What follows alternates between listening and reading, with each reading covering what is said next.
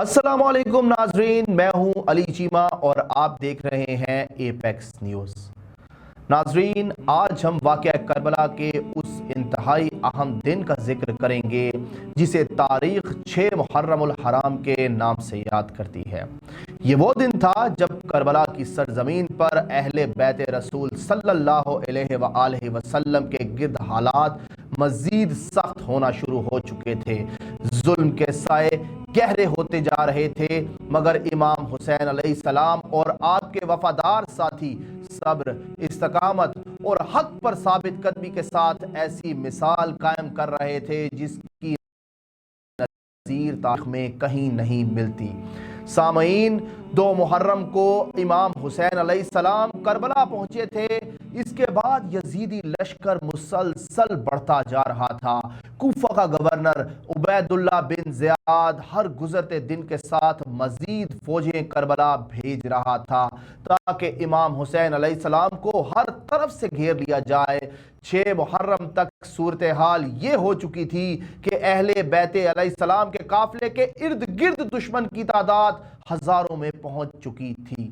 ہر آنے والا لشکر ایک ہی مقصد لے کر آتا تھا، اور وہ مقصد تھا امام حسین علیہ السلام کو یزید کی بیعت پر مجبور کرنا۔ لیکن امام حسین علیہ السلام نے دنیا کو یہ پیغام دیا کہ باطل کے سامنے سر جھکانے سے بہتر ہے کہ انسان حق پر قائم رہتے ہوئے اپنی جان قربان کر دے۔ ناظرین، 6 محرم کے دن عمر بن سعد اپنی فوجی صف بندی کو مزید مضبوط کر رہا تھا۔ مختلف قبائل کے سرداروں کو الگ الگ ذمہ داریاں دی جا رہی، کوئی مغربی سمت کی نگرانی کر رہا تھا اور کچھ دستے ایسے مقرر کیے گئے تھے جن کا کام صرف یہ تھا کہ امام حسین علیہ السلام کے خیموں پر مسلسل نظر رکھی جائے۔ یہ ایک بہت ہی عجیب منظر تھا۔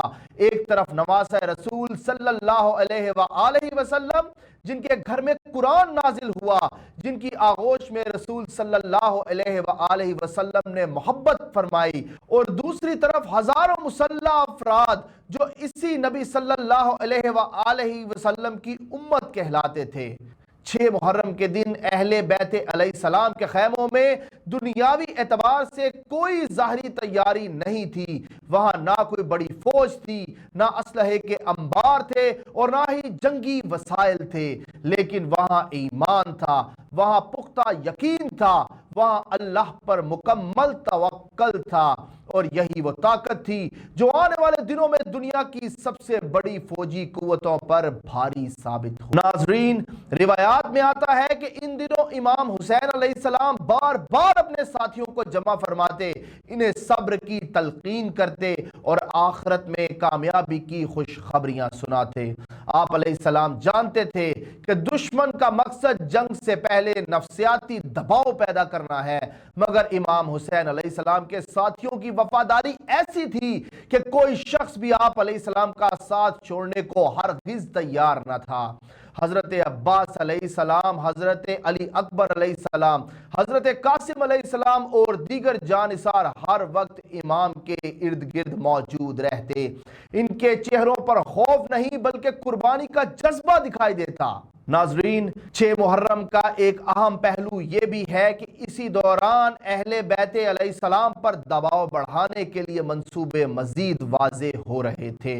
کوفہ سے آنے والے خطوط بھی بند ہو چکے تھے، مدد کے راستے بند کیے جا رہے تھے، اور دشمن یہ سمجھ رہا تھا کہ شاید تنہائی اور محاصرے کے ذریعے امام حسین علیہ السلام کا سر جھکا دیا جائے گا۔ لیکن تاریخ گواہ ہے کہ حق کبھی تنہائی سے کمزور نہیں ہوتا، باطل ہمیشہ تعداد پر فخر کرتا ہے جبکہ حق اپنے رب پر بھروسہ کرتا ہے۔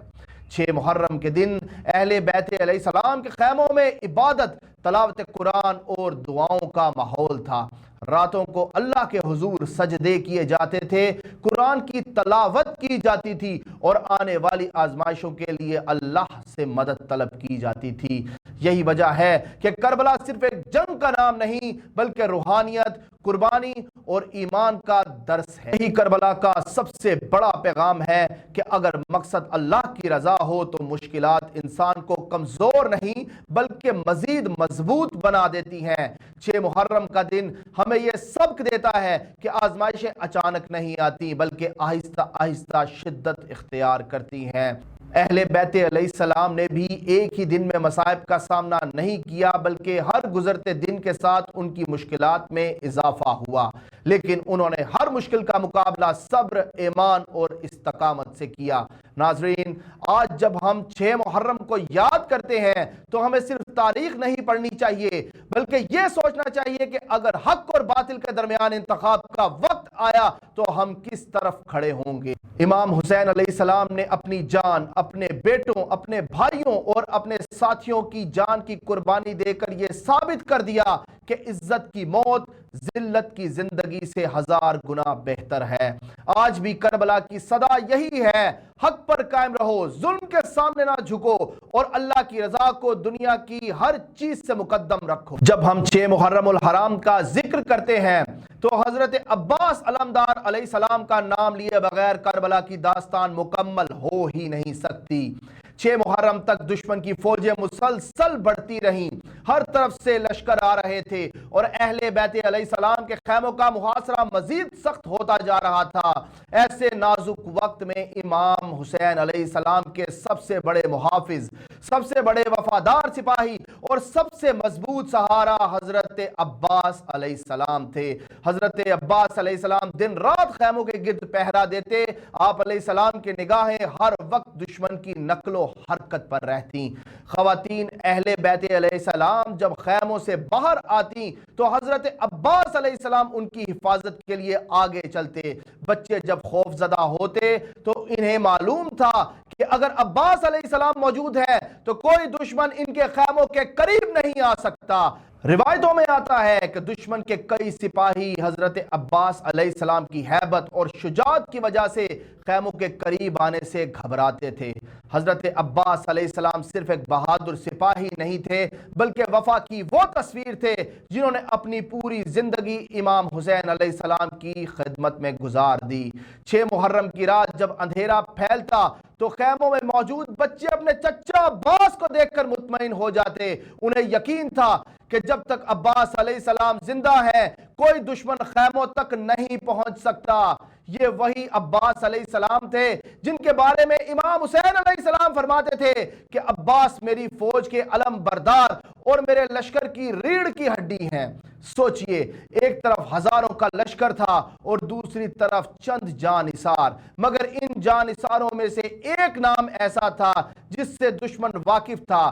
وہ نام تھا عباس ابن علی کا۔ عباس ابن علی کا 6 محرم کو شاید تلواریں نہ چلیں، شاید میدان جنگ پوری طرح گرم نہ ہوا، لیکن وفا، حفاظت اور خدمت کی جو ذمہ داری حضرت عباس علیہ السلام نبھا رہے تھے وہ خود ایک عظیم جہاد تھا۔ وہ جانتے تھے کہ آنے والے دن بہت سخت ہونے والے ہیں۔